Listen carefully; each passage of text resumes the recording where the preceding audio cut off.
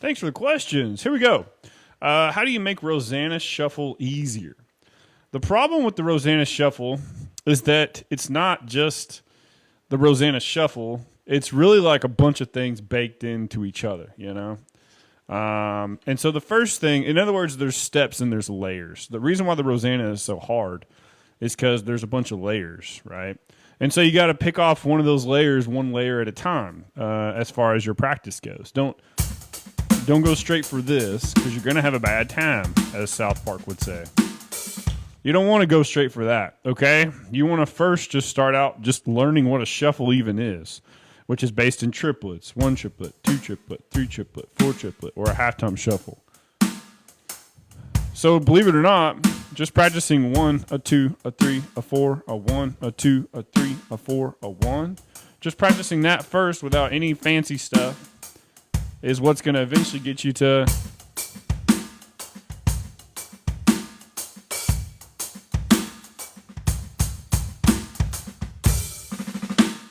because a shuffle, at the end of the day, the DNA of a shuffle is any kind of shuffle is this sort of outline of a 1, a 2, a 3, a 4, a 1, a 2, a 3, a 4, a 1. Now, the next layer would be more of the dynamics of it, because dynamics help make shuffles work well. What's up, Brian? So part of the dynamics of a shuffle is to accent the first note and relax the second. And we could do that different ways. The classic way of doing that is you accent on the shoulder. You do what's called a tap or an up on the second note. So you get this triplet, triplet, triplet, triplet. And believe it or not, just going from triplet, triplet, triplet, triplet, just going from this to this, hear the difference in the feel and the sound? Now, it doesn't mean that you always need that hard of a dynamic either. That's sort of a myth. Just because this is more complicated doesn't always make it more right in a musical situation. Sometimes you need a softer shuffle, like in like classic country and stuff. You don't want a real heavy accented sound. So it depends on the style of the shuffle. See, the shuffle itself has many styles within it. That's why shuffle is sort of a general category of different grooves that stylistically, any of the categories still has the 1, a 2, a 3, a 4 baked in.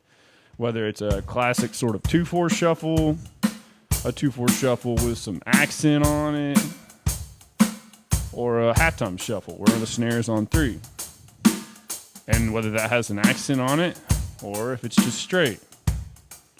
See, all of that matters down to that amount of detail because pro drummers intentionally play with either a heavier accent on purpose or a softer accent. Either way, the rhythm is actually the same. 1, a 2, a 3, a 4, a 1. Da, da. All right, the next layer is adding ghost notes. So that's why Rosanna is so hard, because you have to technically accent on the shoulder, ghost the snare, tap up the hat. It's 3 different articulations back to back. And if you don't already have that foundation of a shuffle baked in your muscle memory, then trying to do all of those articulations and trying to do a rhythmic idea, you're going to have a bad time. All right? So you just start out all 3 of those different articulations very slowly. Shoulder, ghost, tap. Really what some people call an upstroke because you're going up to go to the next accent. Whatever, okay? Shoulder, ghost, up or tap, whatever. Shoulder, ghost, tap. Shoulder, ghost, tap. Shoulder, ghost, tap. Shoulder, ghost, tap. Now, you're probably thinking, this still doesn't sound like a Rosanna shuffle. This guy's been talking for like 10 minutes at this point. What's going on here? This is how it works, okay? You learned the foundation of what a shuffle is first. Then you start putting the decorations on it. These are decorations. These are articulations. See, in music, you first learn foundational things like singles. Then eventually you learn to make singles more interesting. They need more articulated dynamics. But some people never get to that point because they're lazy. Or they never had an instructor teach them how to do those sort of things. Either way, one of the two. It's the same thing with a shuffle. You can start out with a basic foundation of the rhythm with not much dynamic contrast or articulation. Then you get into the articulation world. 1 articulation on the hat, The second type of articulation would be on the snare, which is what we call ghost notes.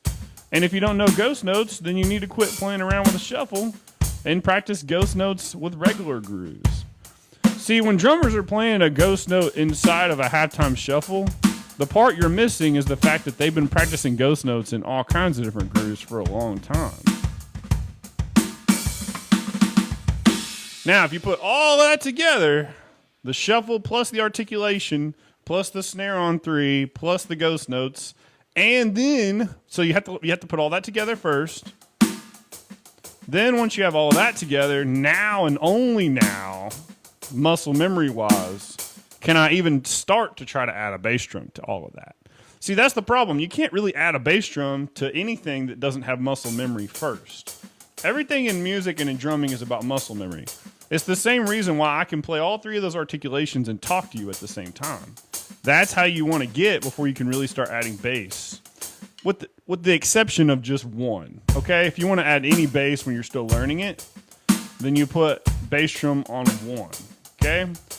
But if you want to decorate it even more, you got to slow it down and get this hands thing going and just kind of express yourself on the bass over time.